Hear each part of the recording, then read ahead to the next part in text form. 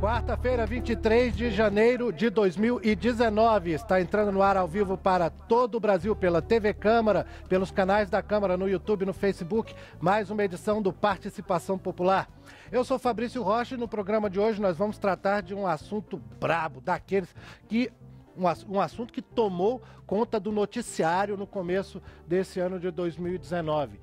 Os casos de agressão e de morte de mulheres em todo o país, o chamado feminicídio. Parece que disparou esse tipo de crime aqui no país, mas será que isso realmente é só uma percepção causada pelo aumento do número de denúncias? Ou será que os casos de feminicídio, de agressão contra as mulheres realmente estão crescendo no país? Para tratar desse assunto com a gente, nós temos a delegada Sandra Gomes de Mello, que é chefe da Delegacia de Atendimento à Mulher do Distrito Federal. Sandra, bem-vinda à Participação Popular. Obrigada, boa tarde a todos que estão nos assistindo. Obrigado a você e ao pessoal da Delegacia por ter nos atendido e viabilizado a sua participação aqui no nosso programa de hoje, tá bom? E nós temos também a professora Tânia Mara de Almeida, que é socióloga, professora da Universidade de Brasília, onde também integra o Núcleo de Estudos e Pesquisas da Mulher, não é isso, Tânia? Isso, exatamente. Eu sou integrante do Núcleo de Estudos e Pesquisas sobre Mulheres na UNB e também trabalho no Departamento de Sociologia com essa temática de violência contra mulheres. Agradeço também o convite, a oportunidade de estar aqui e desejo a todas e todos uma boa tarde. A gente que agradece, Tânia, a você por estar aqui, ao pessoal da Assessoria de Comunicação da Universidade de Brasília, que sempre nos ajuda aqui no Participação Popular, o pessoal muito solícito. Valeu, muito obrigado pela sua presença e a você que está nos assistindo, eu já agradeço de antemão pela audiência. Você sabe que esse programa se chama Participação Popular, porque nós contamos com as suas mensagens, as suas perguntas, as suas opiniões. Você já presenciou um caso de agressão contra a mulher, briga de casal? Você leva a sério aquele ditado que diz que briga de homem e mulher não se mete a colher?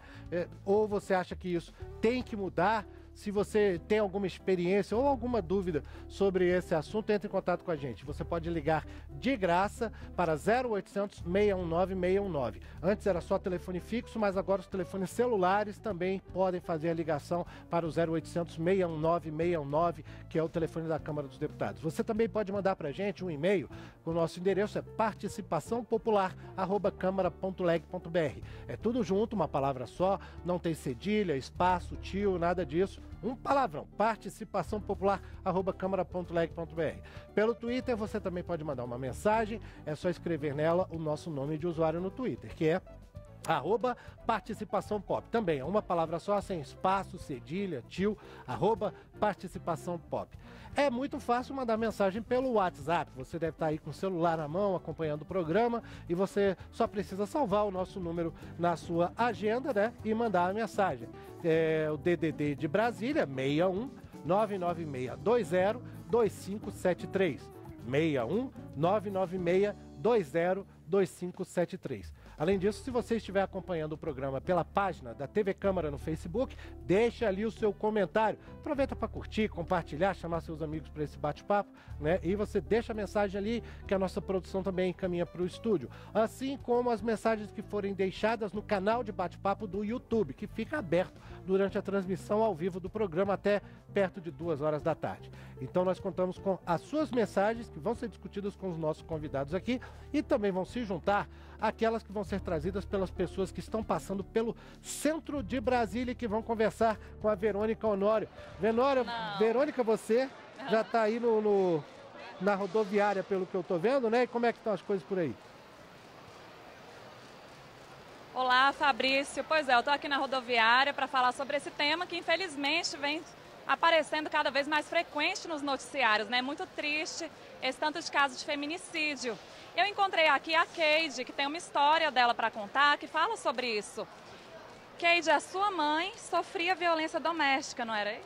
Sim, minha mãe foi casada durante 10 anos e sofreu violência doméstica durante todo, né, o casamento. Eu, aos 9 anos, já presenciava, já sofria também esse tipo de violência. Meu pai agredia minha mãe, me agredia, né, ele era muito violento, batia nos meus irmãos, em mim e na minha mãe. E como foi isso, assim? Demorou muito? Como que sua mãe saiu dessa situação? demorou muito, né? Minha mãe não conseguiu sair dessa situação sozinha. Ele, na verdade, foi embora de casa porque ela não tinha condições. Ela trabalhava na roça junto com ele. Ela não tinha condições de prover, né, o alimento, então eles trabalhavam junto na roça. E ela pediu apoio à minha avó, à minha família e, na verdade, a minha avó, né, falou que não aceitaria ela lá em casa com os netos, porque era uma mulher também muito conservadora na época, né, não queria mulher separada, porque isso no Nordeste ainda prevalece muito. E hoje, o que você acha disso? Você acha que hoje as pessoas têm que denunciar, as mulheres têm que sair dessa situação? Com certeza, tem que denunciar, tem que ter apoio, né, tanto do Estado como da família, porque assim, muitas mulheres são ainda dependentes financeiramente dos maridos, outras por questões emocionais, por baixa autoestima, então tem uma série de fatores, então precisa ter um conjunto, né, de auxílio do Estado com políticas, precisa abrir mais espaço para as mulheres também. Muitas mulheres hoje ainda dependem do marido por questões financeiras. Eu acho que a questão de ter filhos também, né? Você não vai sair de casa e deixar as crianças, às vezes quem mora nas grandes cidades não tem apoio. Eu morava no interior, mas também não tinha apoio de avós, de tios. Então, assim, tem que denunciar, tem que ser debatido. Acho que tem que construir esse debate nas escolas, né, para que isso seja visto como algo que não é normal na sociedade. Verdade. É isso, Fabrício. Verônica, eu vou pedir para você segurar a Keide rapidinho, né? Se eu entendi direito o nome dela, né? Não sei, depois me corrige se for o caso. Mas eu queria que você perguntasse para ela que impacto que ela percebe, que ela tem consciência que presenciar essa agressão em casa causou nela, nos relacionamentos que ela tem hoje, agora que ela chegou à idade adulta. Queria que você perguntasse para ela um pouquinho sobre isso, que impacto que ela sente. Keide, você acha que isso teve algum impacto na sua vida afetiva hoje, emocional? Eu acho que sim, né? Porque isso até a psicologia explica, que você se relaciona com pessoas. Assim, o que você vê em casa é que você acha como normal. Eu, como já tenho a cabeça um pouco mais aberta, eu não aceito nenhum tipo de violência comigo. Porque também eu já estudei muito sobre isso, né? Sempre foi um assunto que me interessou. Mas hoje eu sofro de ansiedade. Quando eu era pequena, já tive síndrome do pânico. Eu carrego vários traumas psicológicos hoje dessa violência que eu sofri. Né, muito medo. Antes eu achava assim que ter pai era uma coisa muito chata, que nossa, que bom que eu não tenho pai, porque assim, eu sempre tive a figura do pai como uma pessoa violenta, como aquele monstro. E hoje eu vejo não, que tem pais que cuidam dos filhos e que não são violentos. Então, eu tinha essa visão de quando eu vi alguém sem pai, nossa, que bom, essa pessoa não tem pai. E eu não, assim, e foi mudando aos poucos, né? Mas muitas consequências que hoje eu faço terapia, sou uma pessoa muito medrosa, assim, estou tratando aos poucos, mas não é fácil. Tomo remédio para ansiedade, como eu falei, tenho vitiligo, tudo consequência da minha infância, muito violenta. Infelizmente, né, ficam essas marcas, Fabrício. É verdade, Verônica. Agradeço aí a Keide por ela trazer esse depoimento dramático, né, que ainda nos surpreende, mas isso também, até esse fator surpresa, é uma coisa que eu vou perguntar para os nossos convidados no estúdio daqui a pouquinho, né, e a gente já volta com você. Antes de nós seguirmos, né, nesse bate-papo, eu quero aproveitar esse momento em que você está escrevendo a sua mensagem aqui para o Participação Popular, sua pergunta ou sua experiência, até como caso desse depoimento que a gente recebeu aí da Keide, né, conversando lá com a Verônica Honório. Eu quero mandar um abraço aqui para Carlota Salles, espectadora nossa no YouTube, para Ana Conceição, do Maranhão, no Disse a Cidade, para o Antônio Carlos Oliveira, de São Paulo, capital também, que mandou um e-mail para a gente no programa. Esse dia 23 de janeiro, aniversário de muitas pessoas, aqui alguns colegas na Câmara dos Deputados, o Jonathan Cornélio, que já nos ajudou algumas vezes aqui no Participação Popular, o secretário-geral da mesa, o Leonardo Barbosa, e é aniversário também do advogado Reinaldo Queiroz, de Suzano, São Paulo, da jornalista Laura Tiso, aqui em Brasília, o Rodrigo Vasconcelos, também de Brasília, a Arine Coelho, de Florianópolis, Santa Catarina. Dia 24 24 de janeiro, amanhã, quinta-feira, aniversário do meu primo José Barros de Oliveira Júnior, quero mandar um abração para ele, e do nosso colega aqui também, o Wagner Marçal. Ontem, dia 22, foi aniversário de um outro companheiro nosso aqui da TV Câmara, o César Borges, abração então para o César. E esse dia 23 de janeiro, aniversário de cidades pelo Brasil.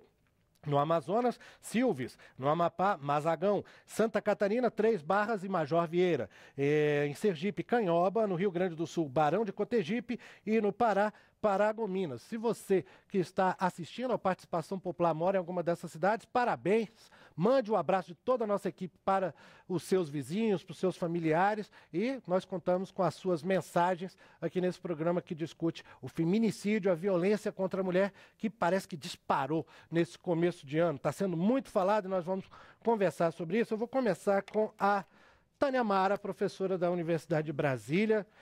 Tânia, um depoimento como esse da Keide é uma coisa que ainda nos surpreende, né? A gente ainda fica surpreso de ver uma pessoa ter a coragem de falar isso em rede nacional, na televisão, falar que presenciou um caso de violência, que viveu na pele esse tipo de coisa. Eu confesso que antes, na reunião que a gente estava discutindo o programa, a gente até julgou que ia ser difícil achar alguém que falasse de ter presenciado um caso. E logo o primeiro caso que a Verônica traz para a gente da rua é sobre isso. Sem qualquer menosprezo ao drama pessoal de cada pessoa, claro, a gente ainda se surpreende. Isso está mudando?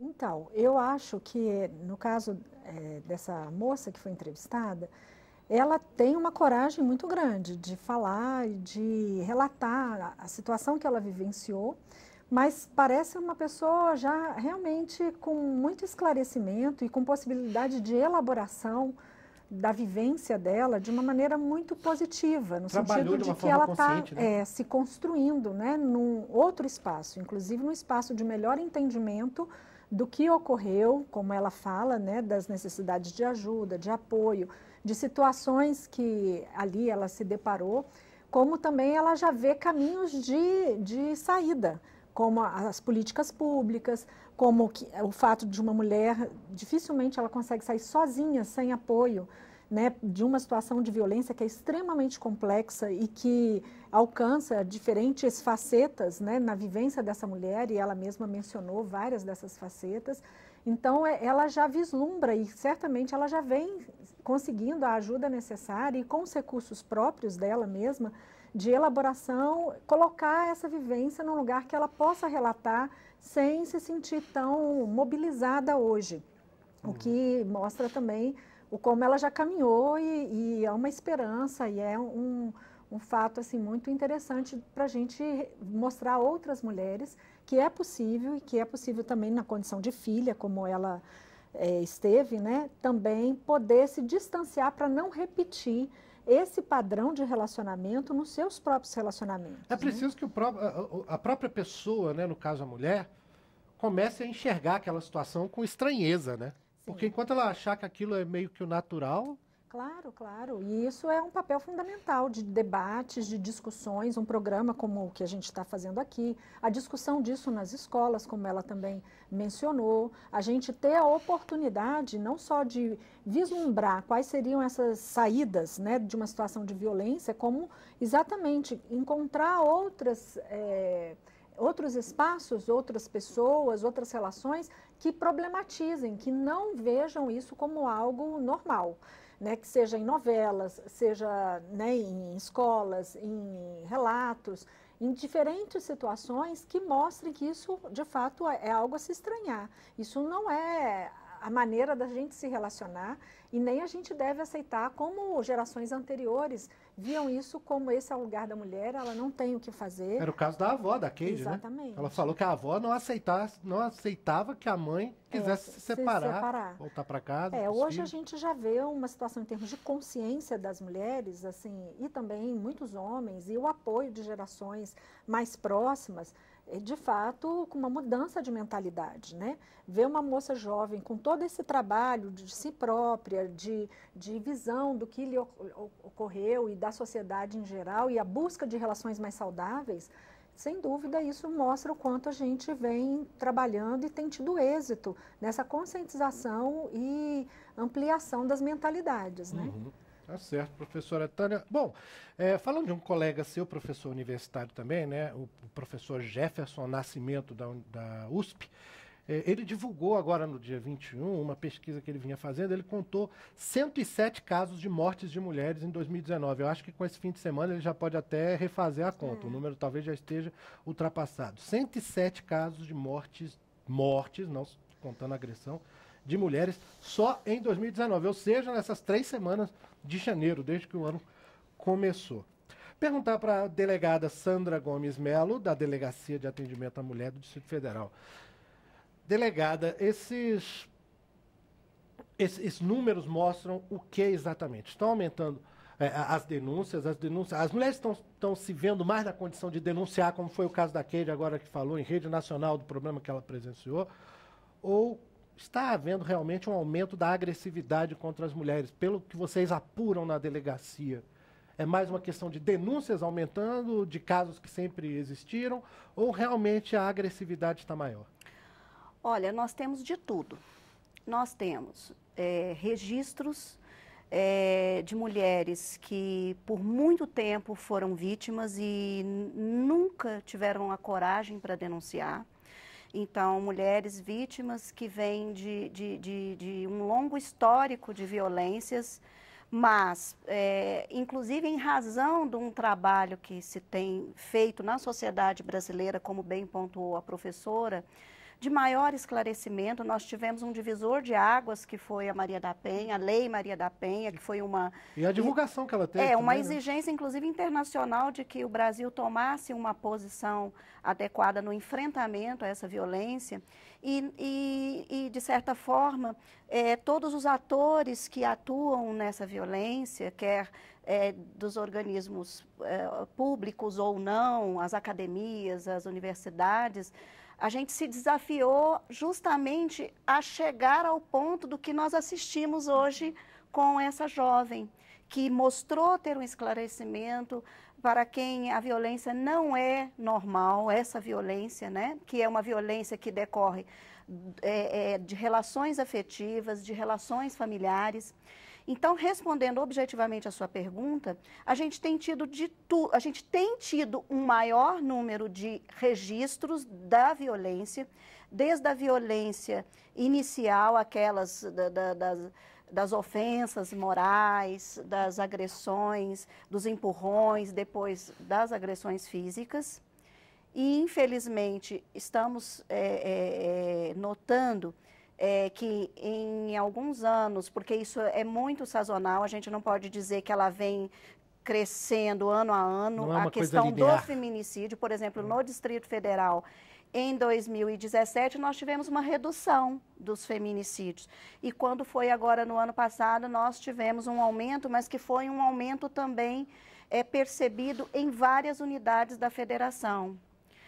Então, a gente tem casos novos, mas também temos casos de reincidência de mulheres que registram, que chegam ao processo e muitas das vezes desistem, voltam a conviver com esses companheiros ou se relacionar com esses companheiros e voltam a ser vítimas. Então, nós temos de tudo, mas pelo menos a gente tem percebido que tem aumentado a consciência da mulher e também da sociedade, porque a gente tem que trabalhar com o homem também, com as crianças, com os jovens, com todos, de que essa violência não pode ser tolerada e ela não é normal. Nenhum tipo de violência, né? Bom, chegou pra gente uma mensagem aqui pelo YouTube, a Maria Cristina Schneider, de Assis, São Paulo, ela diz: o tema de hoje é ótimo, obrigado. É triste a gente ter que falar, né? A gente sabe que rende um bom papo, rende um bom programa, mas é um assunto triste, daqueles que a gente preferia não ter que debater. Vamos de novo ao centro de Brasília, que a Verônica Honório estava chamando. Diga lá, Verônica. Oi, Fabrício. Agora eu estou aqui com a Elizabeth. Eu queria saber, Elizabeth, sobre esse assunto. Você já presenciou algum caso de violência, alguma agressão contra a mulher? Pessoalmente não, mas na minha rua já teve, que eu não vi, mas depois fiquei sabendo pela televisão e acho um absurdo. E você, se você presenciasse, você denunciaria? Se for uma vizinha minha, for um parente meu, eu denuncio na hora, porque não pode acontecer isso. O homem não pode bater na mulher. E você acha, então, que aquele ditado que fala assim, briga de marido e mulher, ninguém mexe a colher, você acha que esse ditado não pode? Não, porque se fosse uma briguinha, tudo bem, cada um se resolve, né? Mas quando parte para violência, vai bater numa mulher, e você... Eu sou muito sanguínea, eu não ia dar conta de ver uma mulher apanhando e não fazer nada, né? Porque é muito triste, né? O homem não pode bater na mulher nem com a rosa, imagina tocar na mulher. E o que eu acho mais? O Brasil precisa de ensinar na escola contra a violência, tanto com a mulher, qualquer tipo de violência. O homem tem que aprender, tem que estudar, para poder não ser um homem violento. Porque a classe mais baixa, que não tem estudo, é o índice maior de violência. Então nós temos que estudar, a pessoa tem que estudar para poder ser educada. Educação é em primeiro lugar no Brasil, que eu acho. A senhora falou que tem 3 filhos, você deu essa educação para os seus filhos? Você acha que eles vão crescer e não vão cometer esse tipo de violência? Tem 2 filhos homens, né, que tem 2 mulheres maravilhosas, já brigaram, mas é briguinha, né? Eu sempre falo para eles, ó, se for para bater nas suas mulheres, você vai largar ela, é melhor largar do que tocar. Então eles não tocam, mas antes elas batem nele, né? Mas eles não tocam nela, graças a Deus. E minha filha é bem casada também, meu marido é muito bom, graças a Deus. Na minha família inteira, na minha parentela, nunca teve casos de violência. Mas já amigas, conhecidas, já vi, né? Não presenciei vendo, mas fiquei sabendo, né? E se na minha rua, na minha casa, perto da minha casa, tiver violência, pode ter certeza que eu vou na polícia e denuncio. Isso mesmo, Elizabeth, muito obrigada e que as pessoas sigam esse exemplo, né? Fabrício. Verônica, parece que realmente é necessário, né? Que bom que a Elizabeth levou isso, inclusive, para os filhos dela, né? Criou com esse pensamento, pelo que deu para entender. Nós estamos aqui também participando dessa edição do nosso programa, via internet, pelo Skype, a Jaqueline Romio, que é doutora em demografia pela Unicamp, né, Universidade de Campinas, autora de uma tese chamada Feminicídios no Brasil, uma proposta de análise com dados do setor de saúde. Jaqueline, está ouvindo bem a gente? Ouvindo bem. Ô, Jaqueline, vocês estão me ouvindo bem? Estou ouvindo bem. Obrigado por nos atender, por estar com a gente aqui no Participação Popular, ainda mais porque esse foi o assunto da sua tese de doutorado, né? E o assunto que realmente a gente vê que está em alta, infelizmente.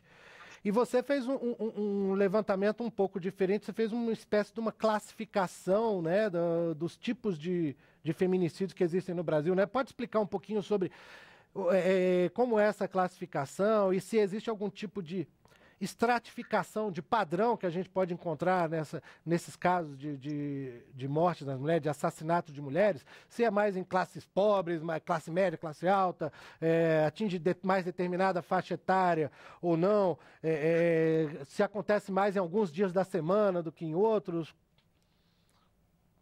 Oi. Bom, eu fiz uma tese, né, com dados da saúde, porque a gente sabe que na área da segurança pública é mais complicado a gente localizar os dados, inclusive porque o feminicídio é uma categoria criminal, penal, né, nova, começou em 2015, e agora que a gente está tendo os primeiros dados que são referentes aos inquéritos, né, e os boletins que efetivamente registraram os crimes de feminicídio. O que leva agora a aparecer esses números de 100 apenas em um ano, mas o número, infelizmente, é muito maior. Na minha cobertura, que eu fiz dos dados da saúde, a gente tem, em média, 4.000 mortes por agressão física de mulheres no Brasil por ano. Então, a gente teria mais ou menos 10 óbitos por assassinato de mulheres por dia no Brasil. Então, se a gente tem esse número de 100 óbitos que foram registrados como feminicídio, é provável que com o avanço, né, da aplicabilidade da lei do feminicídio, esse número ele vai ser bem maior. Então, com esses dados que eu analisei, né, da área da saúde, eu pude classificar 3 tipos de feminicídio. O feminicídio sexual, porque algumas agressões físicas tem o meio de agressão sendo a própria violência sexual. Muitas meninas, muitas crianças têm morrido de assassinatos por meio sexual. Então, esse é um tipo de feminicídio que é mais raro, mas ele é comum. O outro tipo é o feminicídio doméstico, que ele envolve tanto a questão das relações familiares, como as relações conjugais, e também o jeito mais fácil da gente analisar é analisar as mortes por agressão física que ocorreram dentro do domicílio. Isso é cerca de 60% dos óbitos de mulheres, né, por agressão física. Certo. E aí um outro tipo que eu analisei, mas que aí não entra nesse número dos feminicídios da lei mesmo, que são os feminicídios reprodutivos, que a gente tem, infelizmente, um grande número de mulheres que ainda morrem por aborto, né, feitos de maneira não assistidas pelo Estado, nem pela saúde pública, e que acabam morrendo. A maior parte das mulheres, né, que morrem tanto da violência sexual, quanto da violência doméstica, quanto da violência reprodutiva, são as mulheres negras e mais pobres. E isso é um índice de aproximadamente também entre 60 e 70, aí depende do tipo do estado, do município, que varia muito o tipo de ocorrência no território nacional. E aí um outro achado que eu encontrei é que a maior parte dessas meninas, elas têm realmente entre 15 e 29 anos, sendo que se estende até os 49 anos o grande grupo mesmo de ocorrências do feminicídio. Ou seja, o pessoal só as mulheres jovens, né? Até e ainda em idade reprodutiva. Sim.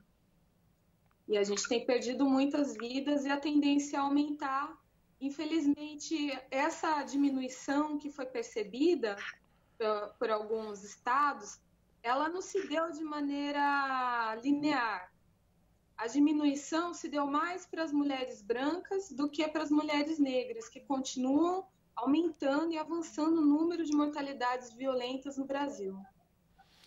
Bom, Jaqueline, só para a gente finalizar, você conseguiu fazer esse levantamento usando números da saúde no Brasil, o que é um pouco fora do comum até quando se imagina que os números para esse assunto viriam da área de segurança pública, em que a gente sabe que há uma certa deficiência de registros. Assim. Você teve dificuldade para conseguir esses dados? O que existe de fontes para que realmente se possa discutir políticas públicas sobre esse assunto? Você percebeu dificuldade para achar números e pesquisas? A área de segurança pública ela está avançando agora, né? Conseguiu finalmente acertar um plano de nacionalização dos dados. E o que a gente tinha até então eram dados que vinham de secretarias de Estado. Então, cada Estado coletava de uma forma, tinha um tipo de padronização. Então, isso dificulta fazer um numerador, um número do Brasil. Então, a gente tinha um estudo para o caso de São Paulo, para o caso do Distrito Federal, porém, a gente não tinha um registro unificado nacionalmente, que vai ser um avanço quando a gente realmente poder contar com o Sistema Nacional de Segurança Pública. Então, enquanto isso, qual é o dado nacional que a gente tem? É o da saúde, que registra os óbitos por violência. É assim, mortes por agressão física. Isso tem um denominador para os homens e para as mulheres, e é assim que tem sido o dado sobre violência no Brasil. Ele praticamente todo, ele vem tanto para a questão dos homens quanto das mulheres, dos registros de óbito, do sistema de mortalidade, de informações de mortalidade da saúde. Agora, voltando um pouquinho para a sua pesquisa, Jaqueline, uma curiosidade final aqui, mas você incluiu aí também, nessa pesquisa, os números de mortes decorrentes de aborto ilegal. Isso não é propriamente o feminicídio, né? Por que você incluiu nessa conta? Eu incluí nessa conta porque essas mortes são evitáveis, para início, e indiretamente o Estado, com as leis de restrição, essas leis punitivas e restritivas que controlam o corpo e a sexualidade da mulher, acabam levando à morte essas mulheres.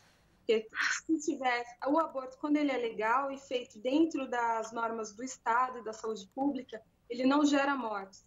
Agora, quando ele é feito de maneira autônoma, sem um cuidado especial, ele gera mortes.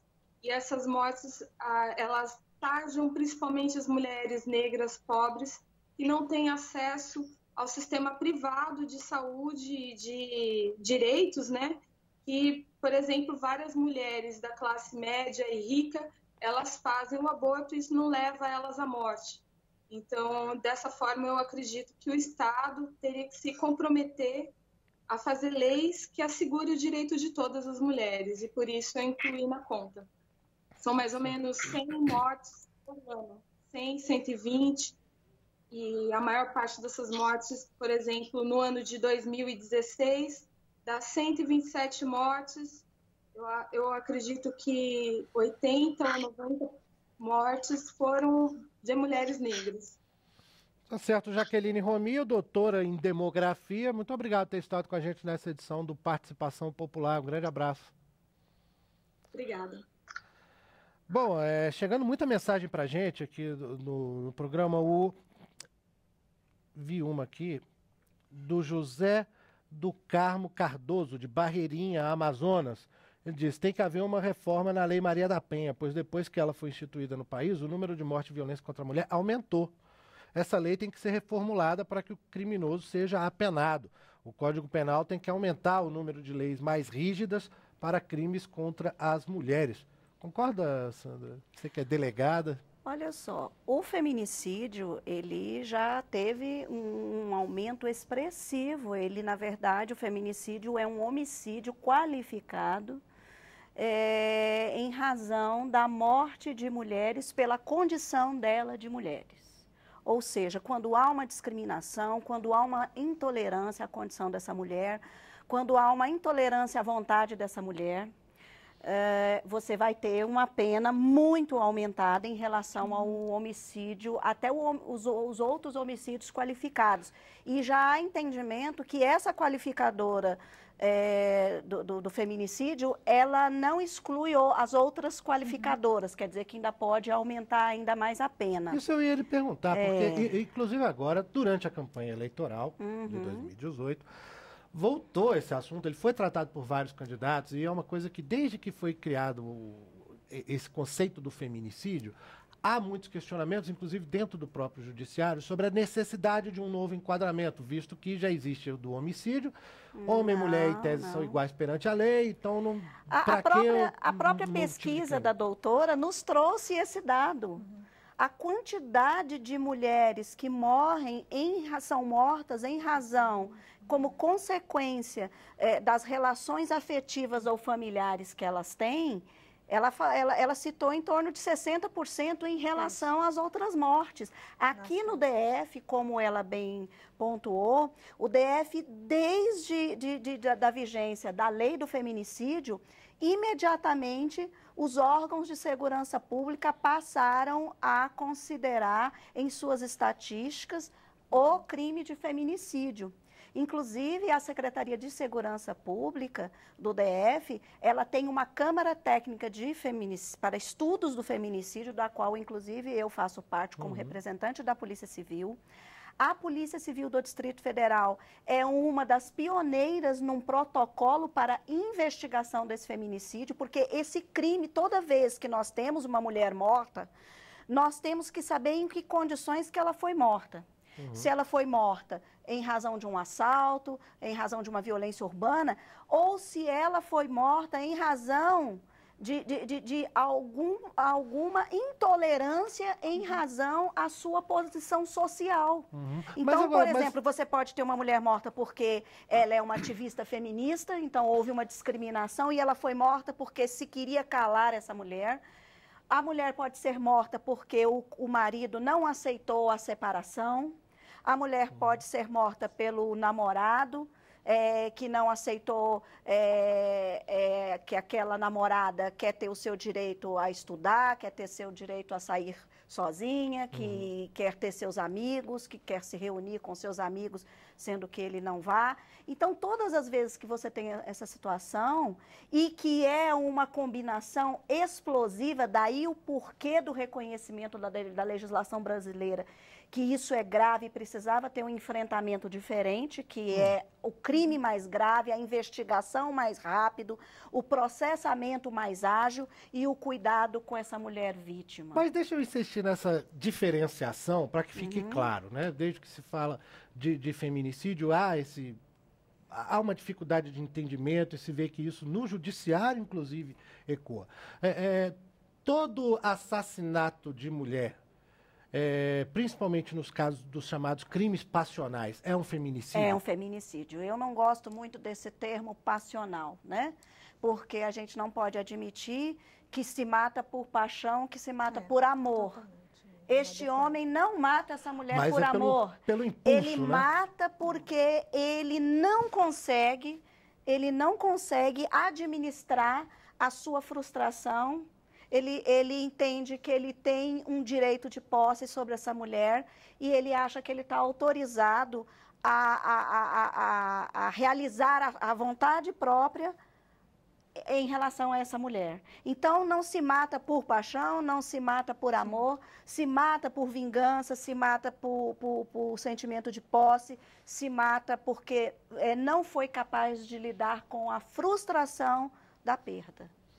E é isso que essa lei, que tornou o homicídio qualificado nessas situações, quis mostrar para a população brasileira. Que não se mata por paixão, não se mata para lavar a honra de ninguém, não se mata para defender a honra de ninguém, se mata porque há uma intolerância, não se vê aquela mulher como um ser sujeito de direitos como todos. Agora uma outra pergunta. Não, eu queria só complementar, Sim, porque eu não, concordo plenamente, né? Acho que as colocações da doutora Sandra aqui são extremamente pertinentes. Só para complementar de que tudo isso é resultado também de um machismo secular, de uma sociedade patriarcal que valoriza o homem como o centro das relações sociais e que esse homem seria um sujeito de direitos e a ele caberia determinar, disciplinar, controlar aquilo que é entendido como direitos das pessoas que estão ao seu redor, especialmente as mulheres, as filhas, as trabalhadoras domésticas, afilhadas. Então, toda essa parentela estaria em torno desse patriarca. Então, mesmo hoje, que esse termo parece já, assim, antigo, né, de patriarca, mas mesmo o garoto hoje, com a sua namorada, ainda traz resquícios dessa ordem patriarcal, como se ele devesse o tempo inteiro controlar essa namorada, dizer o que ela pode ou não pode fazer. A roupa que ela pode usar. A roupa que ela pode usar, com quem ela vai conversar, quanto tempo ela vai ficar em tal lugar ou não. Porque isso também é fruto não só de um machismo, de uma ideia de que ele se torna homem dessa forma, como também ele vai se sentindo inseguro, no sentido de que essa mulher começa a questionar os seus próprios direitos e que ela também é sujeito de direitos na nossa sociedade, porque é uma sociedade que deveria ser igual para todos e todas. Né? Então, quando essa mulher começa a questionar e ter a visão de que isso não é normal, porque aí é um fundamento para as diversas violências, até essa violência que a gente camufla com essa ideia de que é amor, não, ele é assim ciumento porque ele ama demais.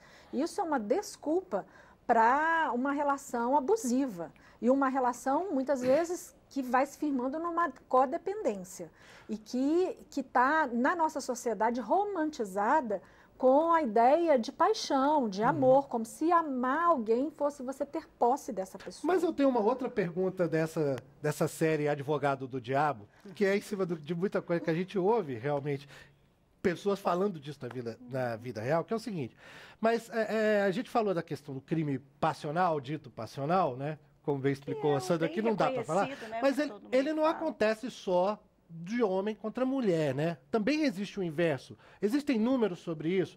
E aí, nesse caso, a definição do feminicídio, ela não cria uma diferenciação, talvez, assim, que o princípio da igualdade entre homens e mulheres seria afetado? Existem números também sobre a agressão, principalmente dessas questões de crimes passionais de mulheres contra homens? Bom, depois eu complemento. É uma situação muito desigual.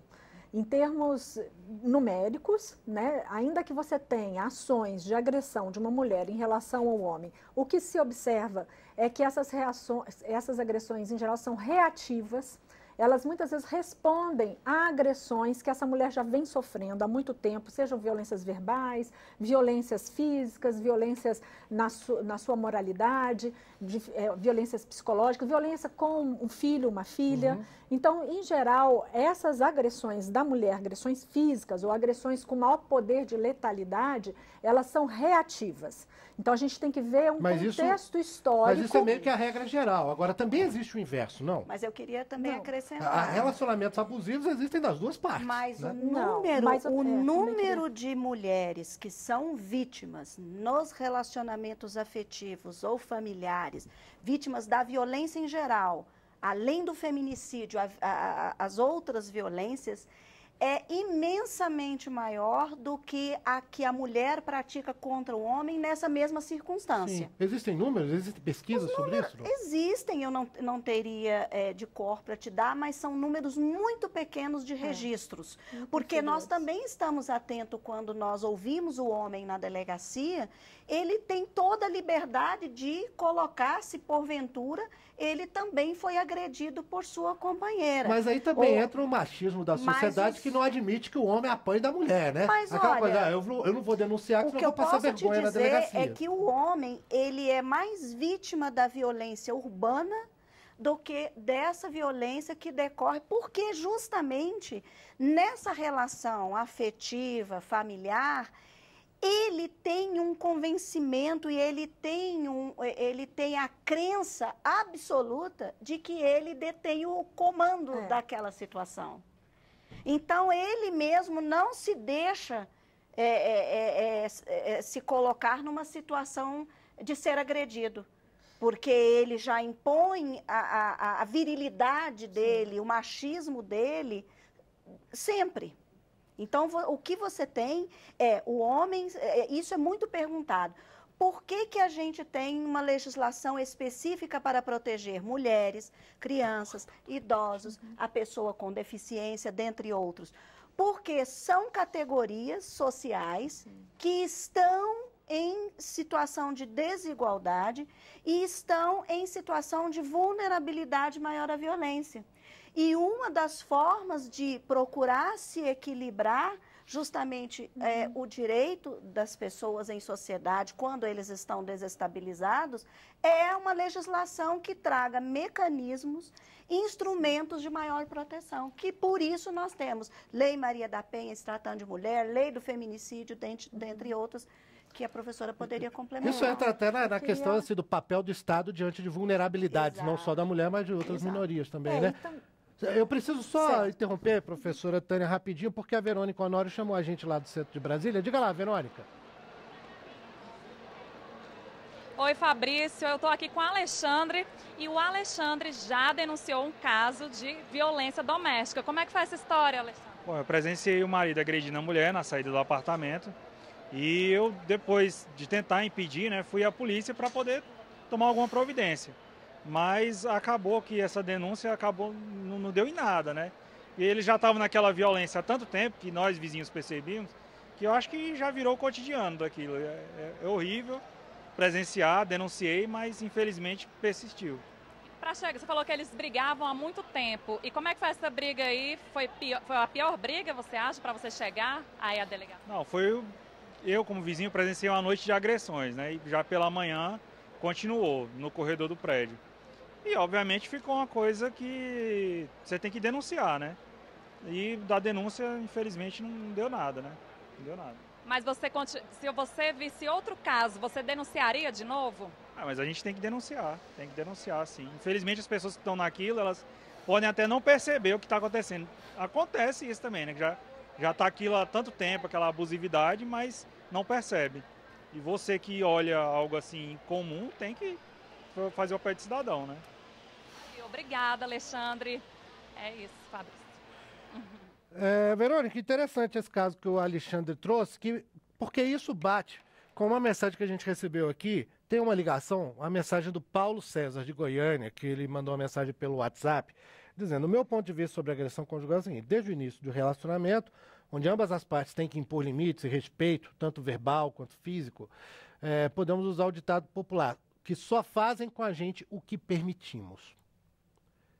Isso parece ser um problema que a gente até resvalou aqui, né? Eu acho que a delegada Sandra falou, e tem um número real que mostra isso. Pelo menos 30% das mortes, segundo o levantamento do Ministério da Saúde, 30% dos casos de morte de mulheres já passaram por outras agressões menores antes disso, né? Ou seja, já havia agressões antes. E mesmo assim as pessoas não saem da relação. E é o que o Paulo César disse, só faz com a gente o que permitimos. Tânia, queria te perguntar, o que faz? É só a questão da dependência financeira ou de filhos, como disse a Keide no começo do programa ali para a Verônica, de ter filhos ali. O que faz com que a pessoa continue num relacionamento abusivo? Bom, assim, a gente não tem uma única causa, é exatamente uma complexidade. Algumas você acaba de mencionar, outras a gente também, em trabalhos e estudos, vê uma dimensão emocional, de dificuldades das duas pessoas, né, de estarem nessa relação, e no caso da mulher, de romper com a relação que vai se seguindo, porque, em geral, ela que está sofrendo a violência, sim, a gente espera, né, que ela tenha um movimento de tentar exatamente ajuda, apoio para essa ruptura.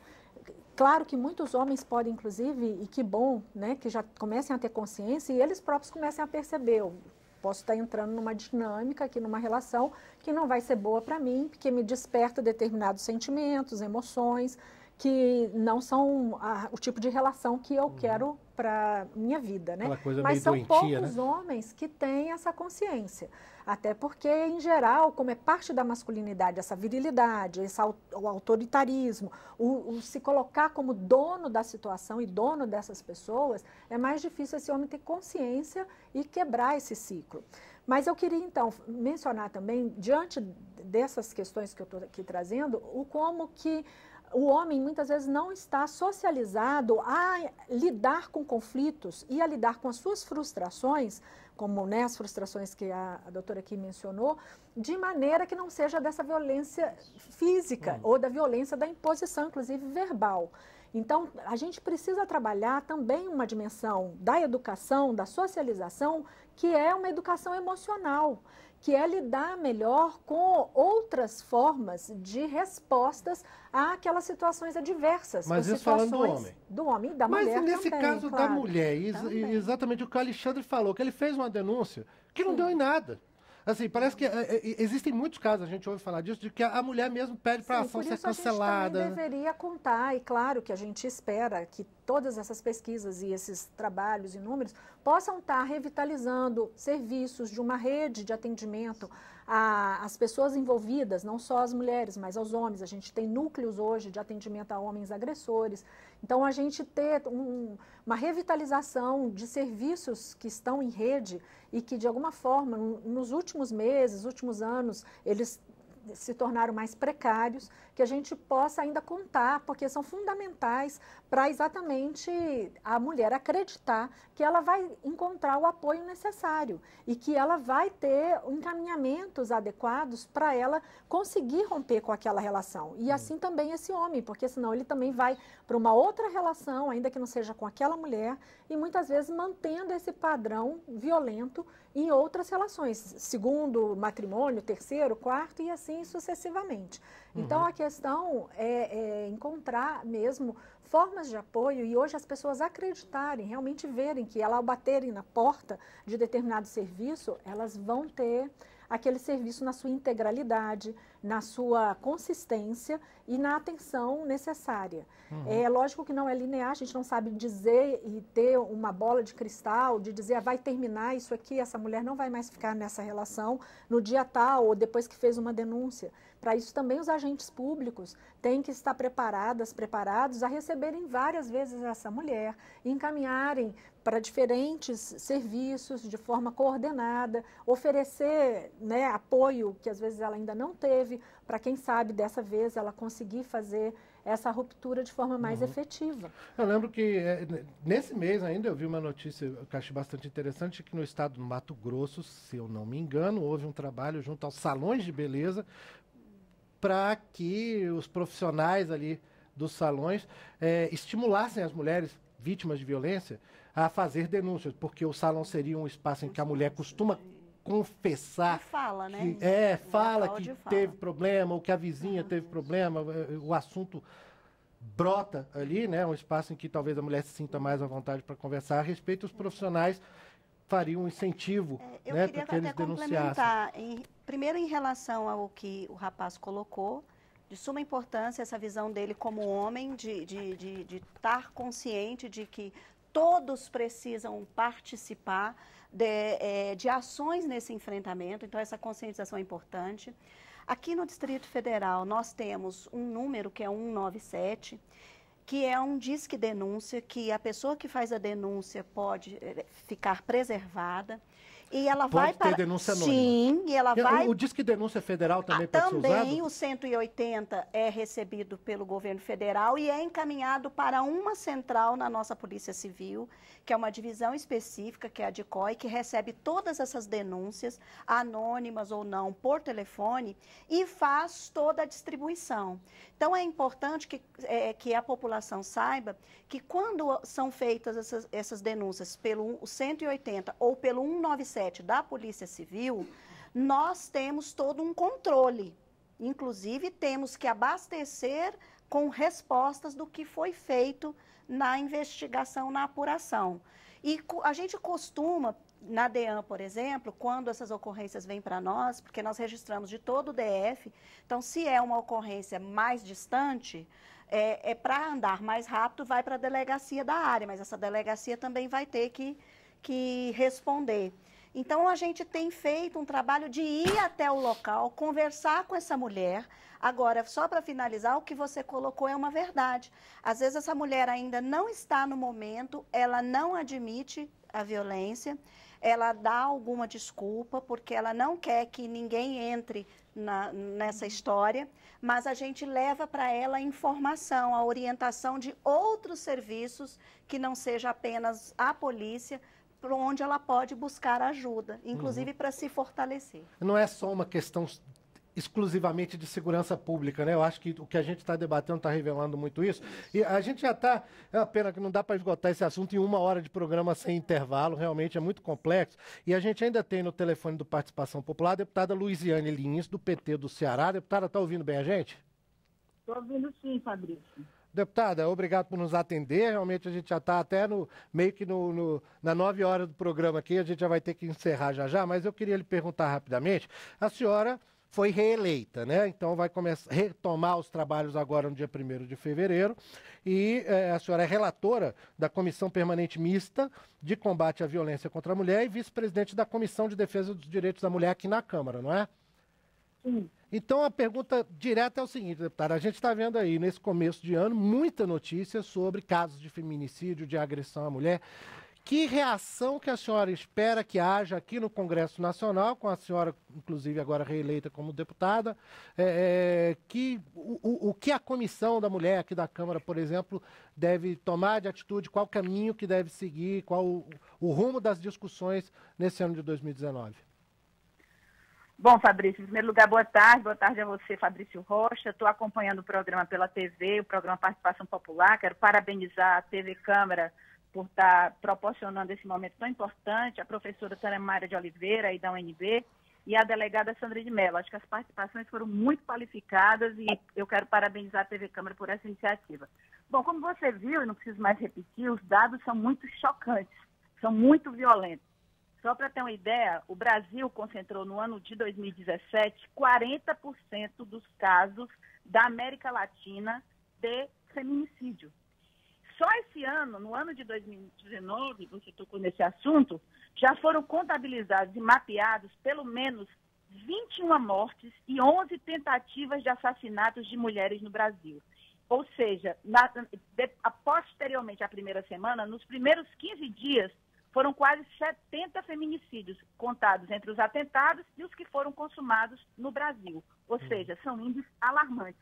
E eu quero dizer assim, eu vou aproveitar, já que tocar num ponto, primeiro com a importância da lei do feminicídio, porque na verdade, foi qualificadora para que o Código Penal ele aumentasse as penas relativas à condição dos assassinos de mulheres e de meninas no Brasil. Mas também a ideia de possibilitar, através dos registros policiais, a utilização dessa nomenclatura, o feminicídio, ou seja, para um quadro estatístico mais real acerca da quantidade desses crimes em todo o território nacional, porque muitos homens e muitos delegados ainda têm muita dificuldade de qualificar o feminicídio. A gente falou disso aqui. Por quê? Porque muitas vezes acham que está dentro dos crimes comuns, que homens e mulheres estão sujeitos, dado a violência urbana.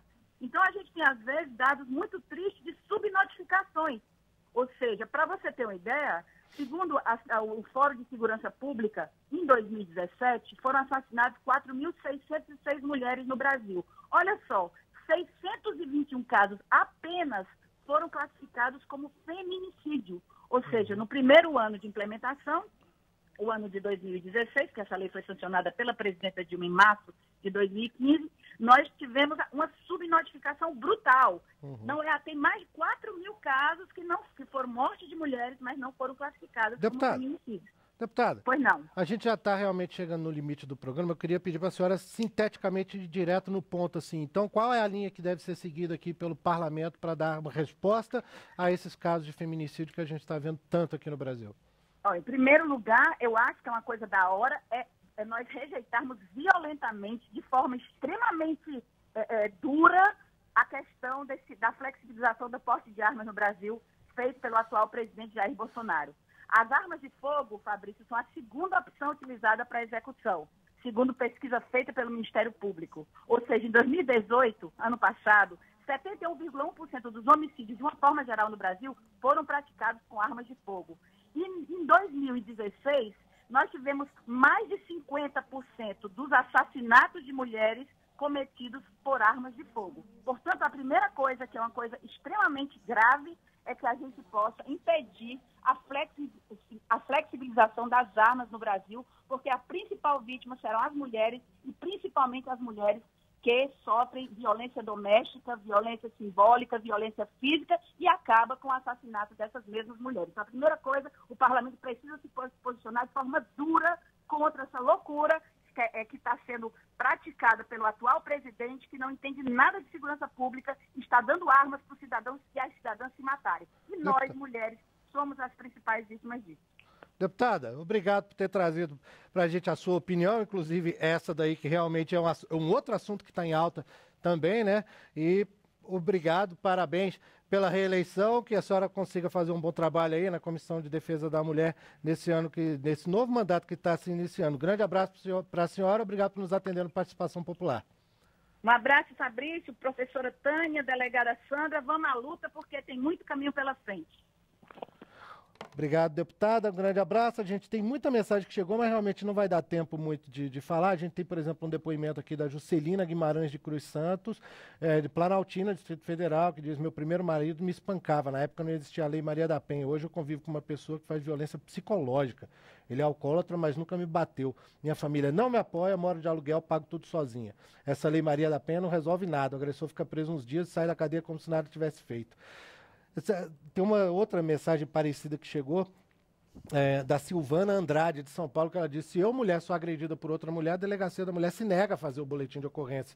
Então, cheguei à conclusão de que a lei não é para as mulheres, e sim contra os homens. Mas vamos chegando na reta final do programa, não vai dar tempo para a gente discutir tanta mensagem que chegou, né? O José de Anchieta, de Taguatinga, Distrito Federal, fala: prevenção é o melhor remédio, não se envolver com mau caráter é importantíssimo. A grande mídia não toca nesse ponto, até porque em algumas novelas o cafajeste é tido como herói. Uma questão midiática aí também, interessante que o José de Anchieta trouxe, mas é uma pena, não vai dar para a gente discutir, o tempo do programa já estourou oficialmente. Só vou agradecer aqui a Sandra Gomes de Mello, chefe da Delegacia de Atendimento à Mulher do Distrito Federal. Obrigado por ter estado com a gente, Sandra. Eu agradeço imensamente a oportunidade em nome da Polícia Civil, porque são essas oportunidades que nos permitem o debate, nos permitem crescer e para nós também da segurança pública, aprender cada vez mais. Foi uma grande honra estar aqui com a professora Tânia. Muito obrigada.